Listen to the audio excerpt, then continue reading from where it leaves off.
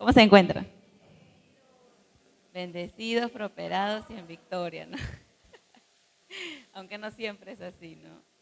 A veces lo decimos con una convicción porque nos va bien, pero a veces no tan bien, pero aún así, bendecidos, prosperados y en victoria.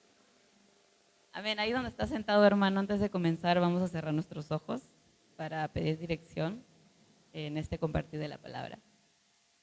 Gracias, Señor, por este día. Gracias por la vida de mis hermanos.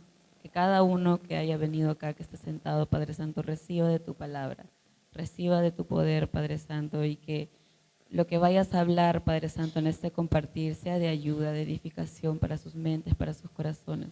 Pon el quehacer, pon el oír como el hacer en sus corazones para que puedan aplicarlo en su vida diaria, Padre Santo, y que puedan glorificarte. Amén. Bien, hermanos. Bueno, tengo unas preguntas para ustedes antes de comenzar. Bueno, para empezar, ¿no?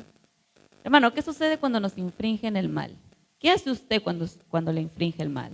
Cuando alguien lo lastima, o cuando alguien le hace daño, o cuando alguien lo molesta. ¿O qué sucede cuando lo persiguen?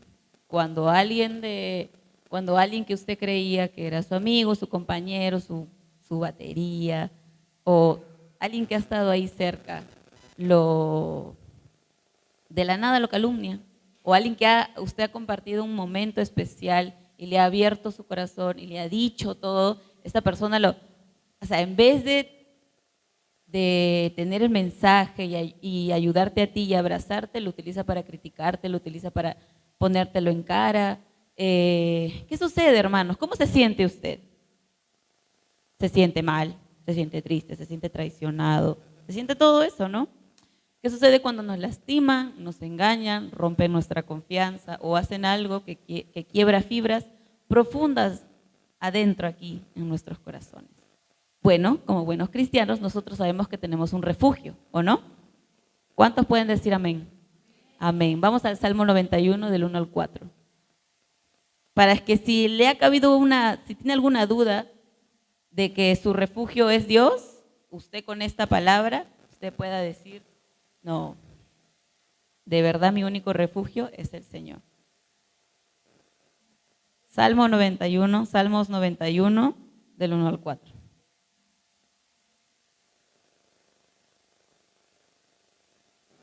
¿Llegamos todos?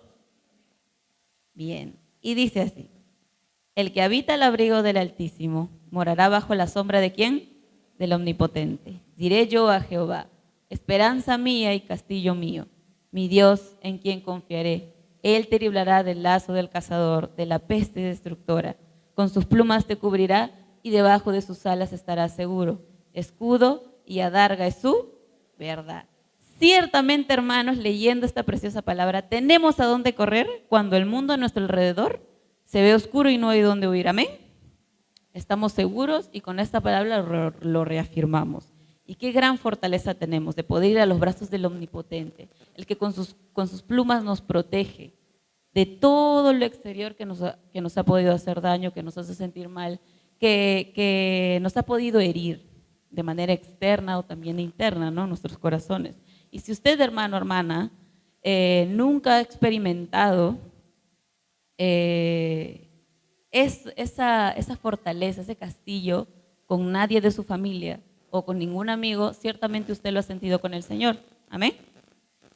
Ciertamente lidiamos mucho mejor con aquello que sabemos que no nos encargaremos nosotros, sino que alguien con un poder mucho más grande que el de cualquier persona en este mundo y más que nosotros se va a encargar de ello. Amén, porque sabemos que no es en nuestras fuerzas, sino es en sus fuerzas.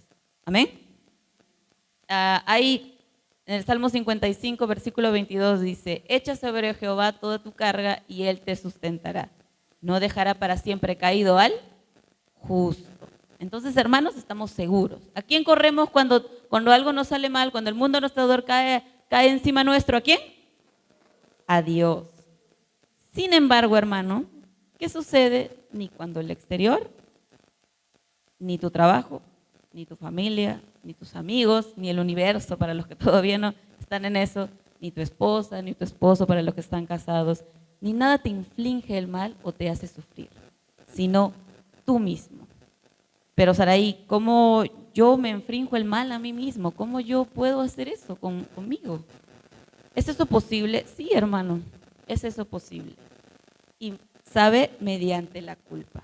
El día de hoy la prédica es más para las personas para los creyentes, para los que estamos aquí, que sabemos que tenemos un Dios que nos protege de todo, pero que cuando del exterior no viene el problema, sino viene de acá, ¿qué hacemos?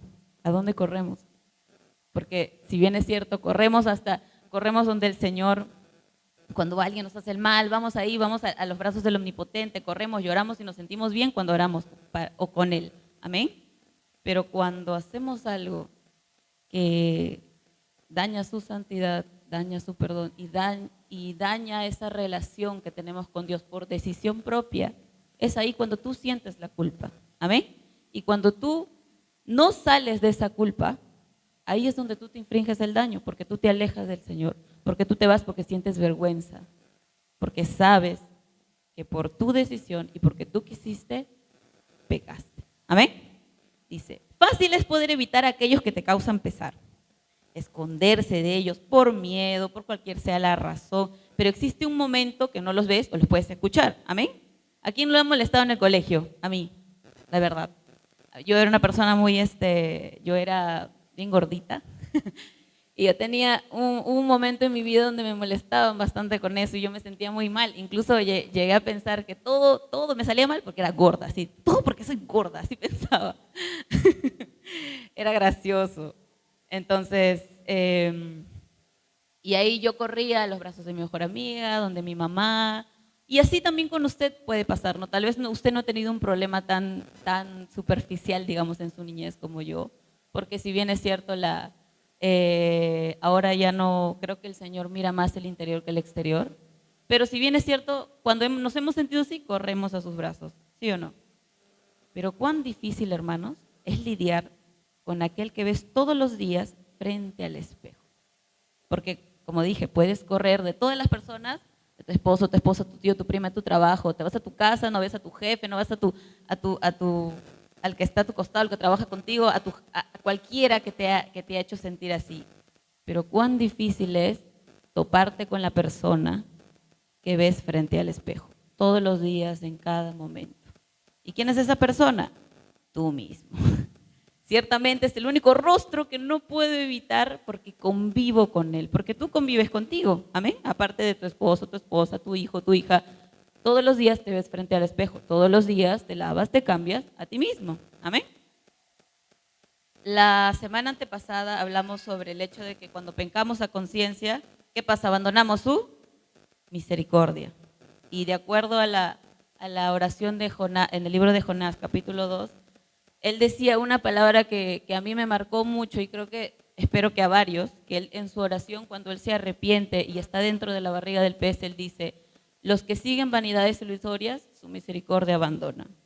Cuando tú sigues lo que el mundo te ofrece y tú pecas contra la conciencia propia, porque tú quieres, tú abandonas su misericordia. Ahora, te arrepentiste, abandonaste su misericordia conciencia y por elección propia, aún sabiendo la verdad y simplemente la ignoraste, te arrepentiste, te di perdón. Pero Saraí, la culpa aún me entristece y aflige lo más profundo de mi corazón y ya no puedo vivir así. ¿Qué hago? ¿Cómo hago para lidiar conmigo mismo? Porque yo pequé, porque yo quise hacerlo, porque nadie peca sin saber, amén. Todos pecamos a conciencia propia.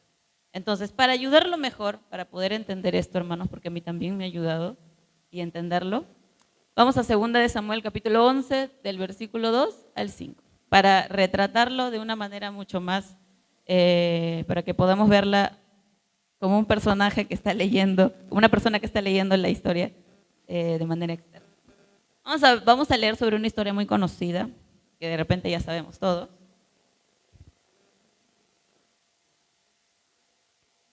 ¿Llegamos?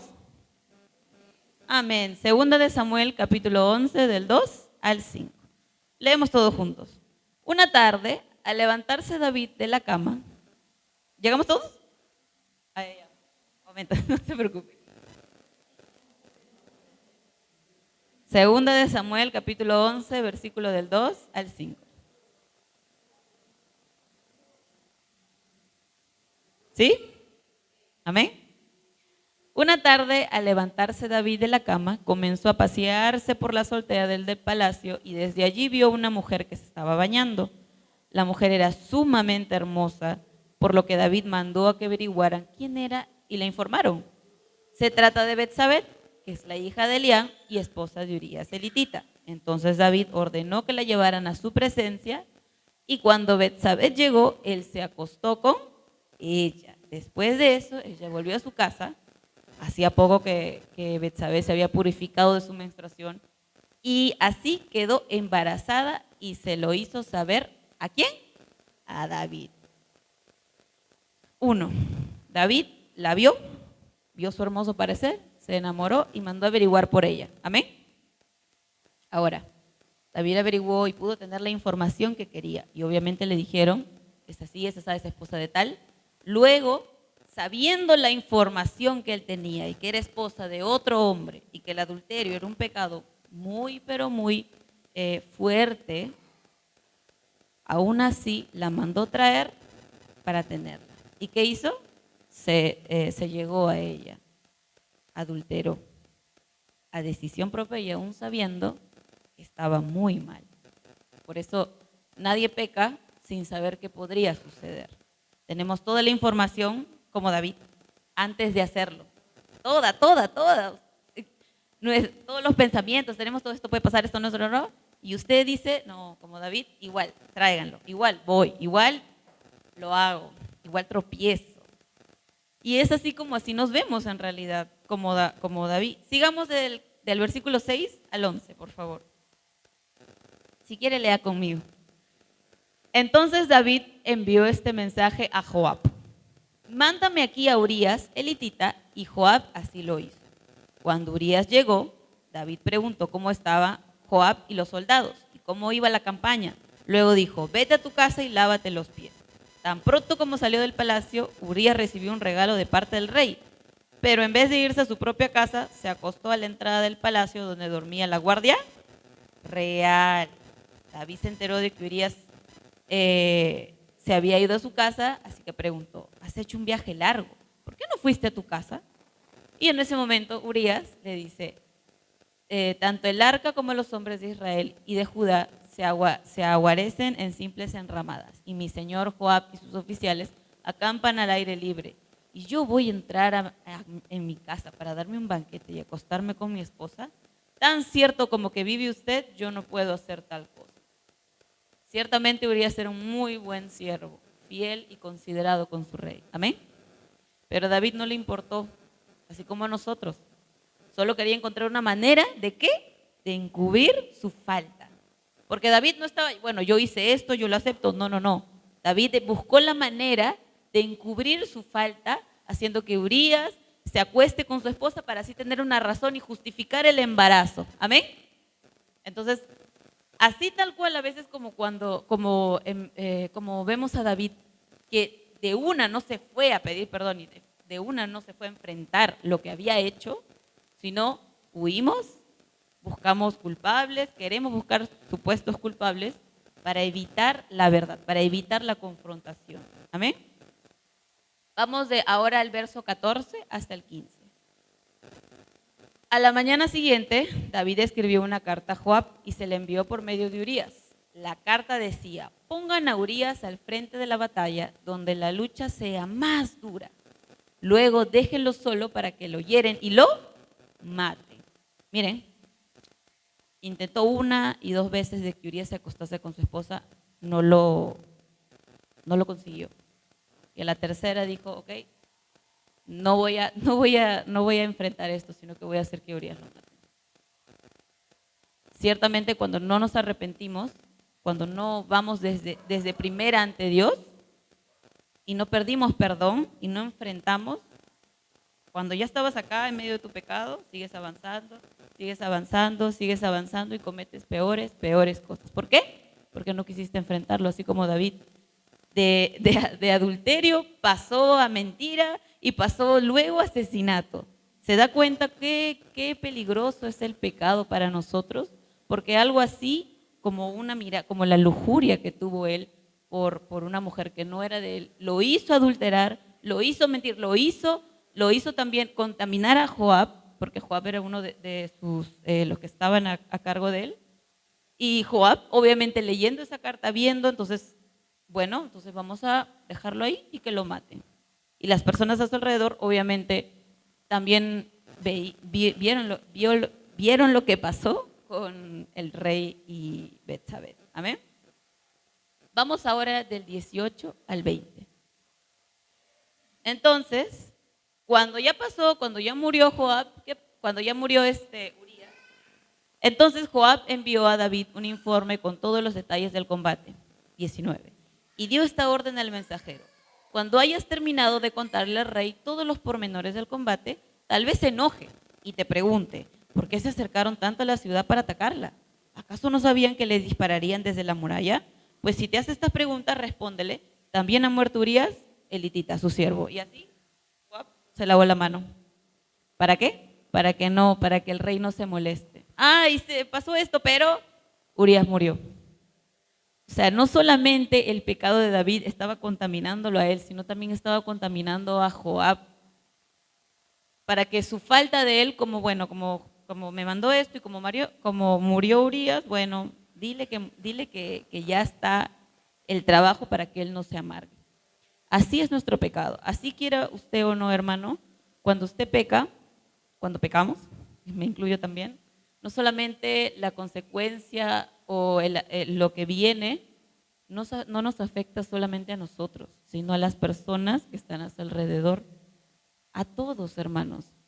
Y eso es lo que no pensamos al momento de ver toda la información con David y hacerlo, porque David no pensó en que no le importó. Tal vez lo pensó, pero no le importó. No pensó, bueno, ella tiene esposo, no puedo hacer esto porque eso también es como un pecado capital. No puedo hacer esto, pero no le importó. Y así también somos nosotros. Entonces, se da cuenta que cuando el pecado nos endurece a tal punto de poder cometer unos peores con tal de no enfrentarlo, sino escapar de él. De igual manera nosotros verdaderamente no tenemos a dónde correr cuando somos nosotros mismos la persona que quiso pisar el palito. ¿Por qué? Porque yo me equivoqué. No fue afuera, nadie te hizo pecar, sino fuiste tú, porque tú quisiste. Ahora, ¿dónde corro? Ahora, ¿dónde voy?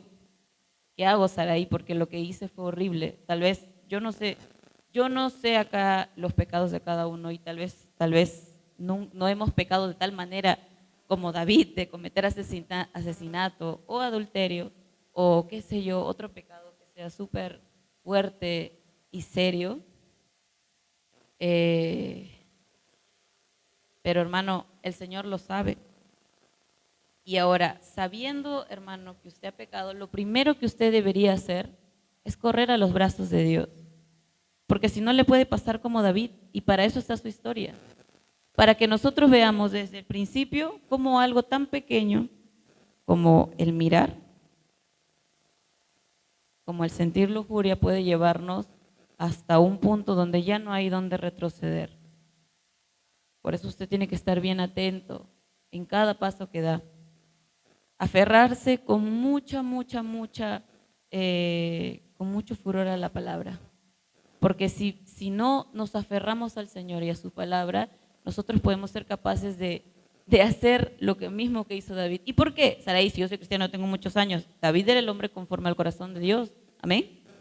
David era un hombre que de verdad conocía al Señor, había ganado muchas batallas, ganó a Goliat. O sea, de verdad profetizaba, cantaba hermoso, era de muy buen parecer. Era el hombre conforme al corazón del Señor. Entonces, un hombre así, si un hombre así pudo pecar, usted y yo no estamos protegidos ante eso. No estamos protegidos ante la lujuria, no estamos protegidos ante el adulterio, no estamos protegidos. Por eso es que nosotros tenemos que estar lo más pegados a nuestro Señor como sea posible. Ahora, David se arrepintió, amén. Y claramente su pecado tuvo consecuencias, pero aún así Dios lo perdonó. Vamos al Salmo 51 Porque después de ese tiempo, después de que, bueno, los que saben la historia, David se arrepiente, el hijo que concibió Betsabé muere, a pesar de que David había orado, había ayunado casi una semana completa, y los guardias incluso no les querían decir que su hijo había muerto porque él no comía ni bebía, no, no, nada. Pero aún así, cuando le contaron, él se levantó y siguió. Ahora vamos a ver con qué corazón y con qué hablar David le pide perdón al Señor. Y así, porque yo creo que he leído bastantes veces, y creo que usted también al Salmo 51, pero no solamente sirve para que lo leamos y veamos todo eso, sino para que examinemos también nuestras oraciones, para ver si estamos poniendo mucha palabrería, lo que realmente queremos decirle al Señor. Amén. Dice, ten piedad de mí, oh Dios, conforme a tu misericordia. Ahora, quédese con esa palabra, conforme a tu misericordia. Conforme a la multitud de tus piedades, borra mis rebeliones. 2. Lávame más y más de mi maldad y límpiame de mi pecado, porque yo reconozco mis rebeliones y mi pecado está siempre delante de mí. Contra ti solo he pecado y he hecho lo malo delante de tus ojos, para que seas reconocido justo en tu palabra y tenido por puro en tu juicio. He aquí en maldad he sido formado y en pecado me concibió mi madre. He aquí tú amas la verdad en lo íntimo y en lo secreto me has hecho comprender sabiduría. Purifícame con hisopo y seré limpio. Lávame y seré más blanco que la nieve. Hazme oír gozo y alegría y se recrearán los huesos que has abatido. Esconde tu rostro de mis pecados y borra todas mis maldades. Ahora, lo interesante aquí es que David, a pesar de la gravedad de sus pecados, él finalmente se enfrentó al Señor, porque ya no había más a dónde correr, porque ya no había más a dónde esconderse, qué más poner, qué excusa más poner a las cosas que le había hecho, porque ya tuvo consecuencias. Ella había concebido, Urías había muerto, muchas cosas ya habían pasado, que ya no había momento de volver atrás, pero él sabía quién estaba yendo. Por eso él dice, conforme a tu misericordia. Él sabía al Dios al que le estaba orando. Él estaba seguro que su Señor tenía misericordia. Y dice, conforme a la multitud de tus piedades. Él estaba seguro que el Señor tenía multitud de piedades. Borra mis rebeliones. Y si tú estás seguro, hermano, y si David estaba seguro, ¿lo estás tú? Porque claramente aquí en el Salmo 51 vemos a un David muy seguro de a quién le estaba pidiendo perdón. Y obviamente la culpa estaba dentro de él, pero él sabía al Dios que le oraba. Y si tú sientes culpa y esa culpa no va, no sigue acá, Saraí, sigue. Y no puedo orarle porque tengo vergüenza, porque no puedo ir a la iglesia, porque todos me vieron, no puedo. Te pregunto, ¿realmente conoces al Dios que le estás pidiendo perdón? Porque si no lo conoces, entonces por eso no estabas aquí, o por eso te estás corriendo, porque realmente no lo conoces. Porque si lo conocieras, sabieras que si confesamos nuestros pecados, Él es fiel y justo para perdonar nuestros pecados y limpiarnos de toda maldad. ¿Tienes tú la seguridad de que tu Señor es fiel y justo para perdonar tus pecados? Si sientes esa culpa que no te hace venir a la iglesia, que no te hace correr al pastor para pedir ayuda porque tienes un problema, si no puedes venir acá a la iglesia, o tal vez no a la iglesia, pero no puedes ni atreverte a orar, y sigues, es porque realmente no conoces al Señor que le estaba orando David. No conoces al Dios de David, no conoces al Dios de la iglesia, no conoces al Dios, a Jehová, no conoces a tu Dios. Porque si lo conocieras, lo primero que harías sería venir corriendo acá a la casa de Dios y pedir perdón. Amén. Con la seguridad que tu Señor, porque Él es fiel y justo, porque tiene multitud de piedades, porque Él es misericordioso y como dice la palabra, su misericordia se renuevan día con día. Y si te levantaste, como dijo el pastor, tienes una nueva oportunidad cuando te levantas por la mañana. Entonces, ¿lo conoces? Y es más, sí lo conozco, Saraí. Entonces, ¿le crees? ¿Le crees que Él es fiel y justo? ¿O estás siendo un incrédulo? Porque la incredulidad también es un pecado, hermanos. Si tú no crees en el Dios que dio su vida por ti en una cruz, que dio su único hijo para morir por todos tus pecados. Entonces no le estás creyendo, hermano. Si no vas, si no corres a sus brazos. Y es más, es que Saraí, ¿sabes qué? Tengo un problema bien serio. Corre al pastor, corre a tu líder y dile con toda la sinceridad posible, sin vergüenza, hermanos, ¿sabes qué, pastor, líder, quien sea? Tengo un problema y necesito ayuda. Porque la persona que está a tu cargo, el líder o lo que sea, te va a ayudar, hermano, no te va a criticar. Y si lo hace, Dios lo perdone, de verdad. Y si has pasado toda tu vida pidiendo ayuda y no te han ayudado, entonces sigue, no te rindas, hermano, no te rindas. Porque el Señor es fiel, es justo, Él es bueno. Pero lo peor que puedes hacer es quedarte en ese periodo de culpa, quedarte en tu casa, culpar a quien sea y no enfrentarlo. Eso es de cobardes, hermanos. Si el Señor no nos puso espíritu de incredulidad o de cobardía, hermano, ¿qué nos puso?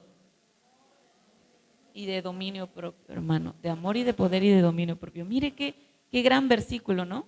Si el Espíritu Santo mora en nosotros, nosotros tenemos que tener esa fuerza, ese poder, ese dominio de poder venir acá a la iglesia y poder pedir ayuda y poder pararte y hablar con la persona que tú encuentres, sea el pastor, sea tu líder o un hermano. Hermano, ore por mí porque estoy pasando esto. Pastor, tengo este problema, necesito ayuda porque mi alma y mi corazón están enfermos. No puedo dejar de ver pornografía, no puedo dejar de mirar a las mujeres con lujuria, no puedo dejar de buscar aprobación, no puedo dejar de mirar estas series, no puedo dejar de chismosear, necesito ayuda.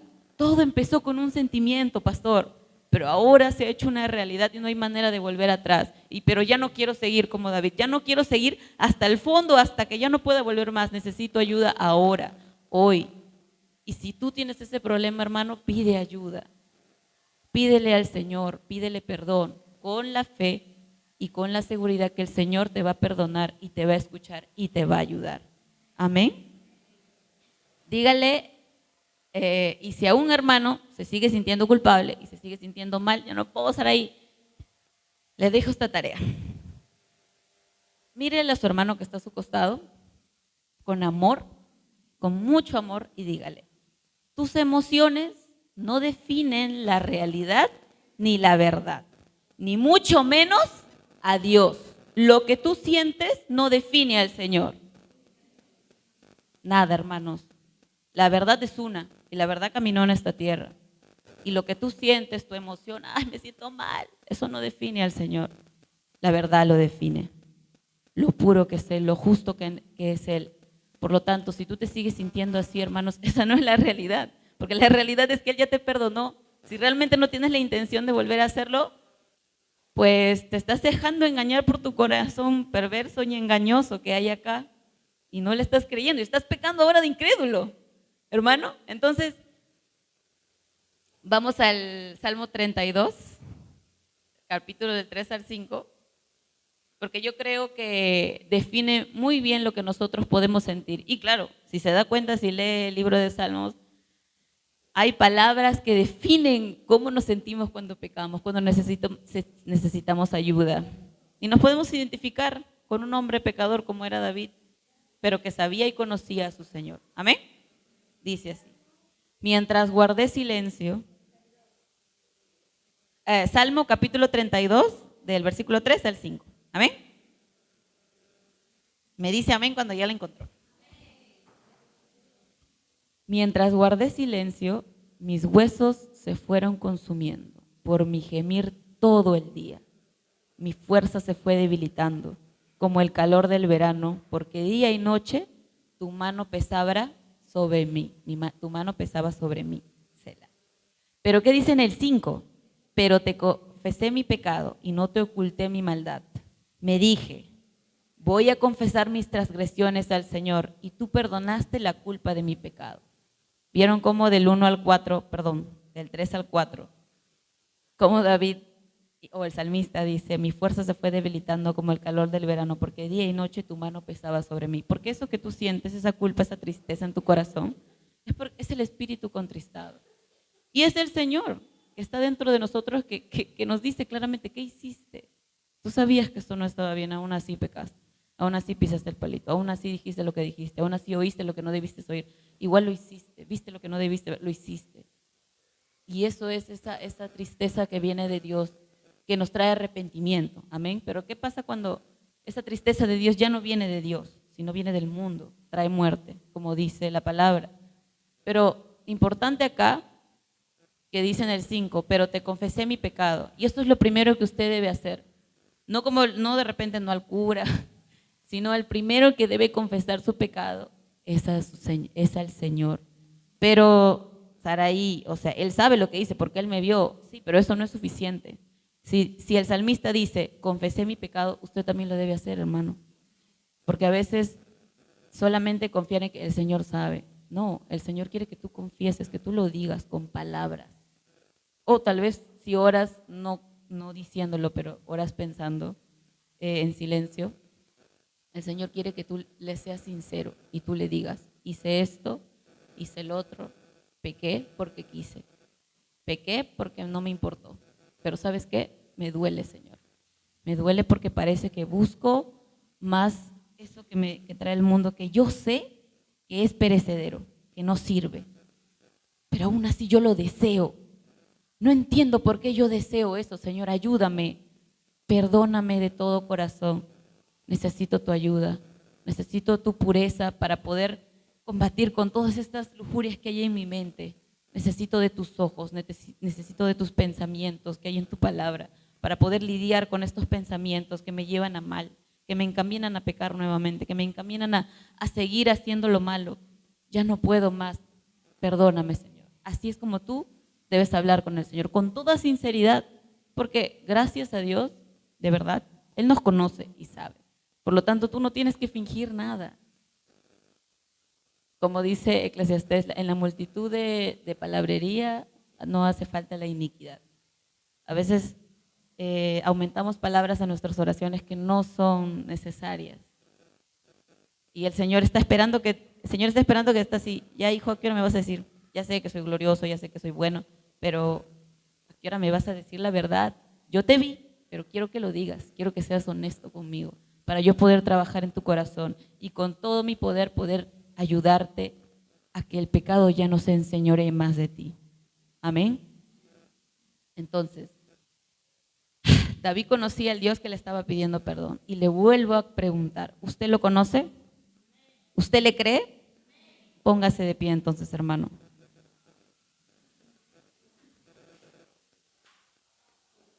Que la culpa ya no entristezca más su corazón, que no lo haga huir del Señor, sino que esa tristeza que viene de Dios lo empodere a usted bajo la guía del Espíritu para venir a pedir ayuda, para no rendirse, para seguir peleando la buena batalla de la fe. ¿Amén? ¿Cuántos de nosotros tenemos fe? Entonces, con esa misma fe, cierra los ojos que vamos a orar. Gracias, Señor, porque cuán bendita es tu palabra, porque nos haces ver a través de la vida de los hombres, de hombres ordinarios, pero que caminaron contigo, que ellos también cometieron los mismos errores que nosotros, que ellos también, aún conociéndote, pecaron, que ellos aún escuchando y viendo tus maravillas, aún así eligieron el mal, pero que tú los perdonaste y tú los redimiste. Y así también como hiciste con ellos, también lo harás con nosotros, porque esa es tu promesa, Padre Santo. Quita estos pensamientos, quita esta indignidad que siento por venir acá a tu casa. No permitas que la incredulidad se apodere de mí y que yo huya y no enfrente mi pecado, no enfrente mis problemas, porque yo sé que tú me escucharás, pero a veces no te creo. Y ya no quiero ser así, Padre, ya no quiero pecar, ya no quiero amar el pecado, sino quiero amar a ti. Quiero amarte a ti, ya no quiero buscar aprobación, ya no quiero buscar satisfacción en videos de internet, ya no quiero buscar amor en personas que no conocen el amor. Ya no quiero buscar eso, Padre Santo, sino quiero buscarte a ti, la fuente del amor, la fuente de la bondad, la fuente de la justicia, la fuente de todo. Abre mis ojos para yo poder verte como tú eres, Padre Santo. Y para poder amarte y atesorarte como lo más precioso que hay en mi ser y así nunca más pecar contra ti. Te pido perdón, Padre Santo, si es que el día de hoy he venido con esa culpa, que he venido huyendo de lo que he hecho antes. Pero no, Padre, hoy estoy aquí, heme aquí, tu hijo, tu hija en tu casa. Y ayúdame, porque tengo el alma enferma, porque a pesar de que yo entregué mi vida a ti, aún el pecado se enseñorea de mí. Aún hay cosas que deseo que no vienen de ti y que no son para ti. Pero yo reconozco mis rebeliones, Padre Santo. Yo reconozco mi maldad y mi pecado está enfrente mío todos los días.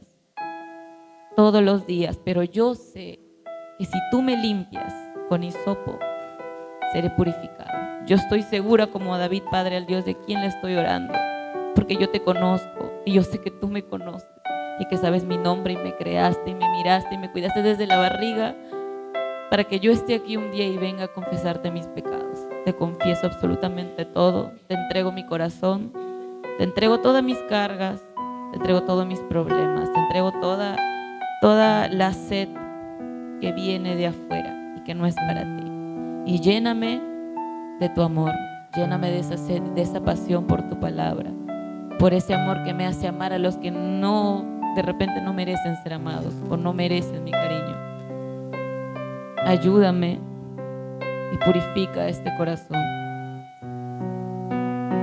Gracias, Padre, por tu palabra y porque en este día, Padre Santo, tú eres obrando en cada uno de los corazones de mis hermanos, para que la culpa ya no los haga huir más y que vengan acá a tu casa y que pidan ayuda, que se sinceren contigo, que piden ayuda al pastor, a su líder, y que sin miedo puedan venir y decir: necesito auxilio, necesito ayuda. Oren por mí, te necesito a ti, mi Dios, ayúdame. Gracias, Padre, porque eres bueno, porque eres bondadoso, porque eres justo, porque eres fiel. Y con esas verdades nos vamos a nuestra casa, sabiendo que nuestro Dios pagó un precio por nuestra libertad y que ahora le debemos la vida entera. Y que ahora ya no vamos a pecar de incrédulos, Padre Santo, porque sabemos y conocemos y te creemos de que tú eres nuestro Dios, de que tú nos perdonarás y que tú nos santificarás cada día de nuestra vida hasta el día de nuestra muerte. Con las manos levantadas, vamos a darle gloria al Señor, bien seguro de al Dios a que usted le está dando gloria. A la gloria del Padre, del Hijo, del Espíritu Santo. Gloria a Dios y gloria a Dios.